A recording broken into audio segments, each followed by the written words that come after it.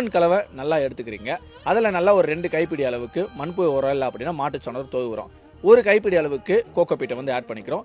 எந்த வெரைட்டி மணி பிளான்ட்டை வளர்க்குறீங்களோ அதில் ஒரு 2 கப்பு எடுத்துக்கோங்க. தம்பி, எல்லா வெரைட்டிக்கும் பயன்படுத்தலாமா இந்த மெத்தடை? இந்த ஒரு வெரைட்டிக்கா? எல்லா மணி பிளான்ட்டுக்குமே இந்த ஒரு மண் கலவையே போதுமானதுங்க. நல்லா மண் கலவையை மிக்ஸ் பண்ணிக்கிறோம். முக்கியமான விஷயம், வீடியோவை பார்த்துட்டு இருக்கும்போதே சேவ் பண்ணி வச்சுக்கணும்.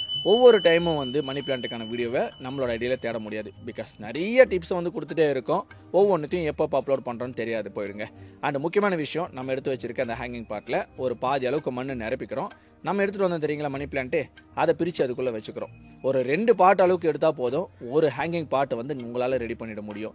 தம்பி, பிளான்டிங் பண்ணதுக்கப்புறம் இந்த செடிகளை எங்கே வைக்கணும்? ஒரு செமி ஷேடான பிளேஸில் வைங்க. அப்படில உங்களோட வரண்டாஸில் வந்து மாட்டி விட்டுடுங்க.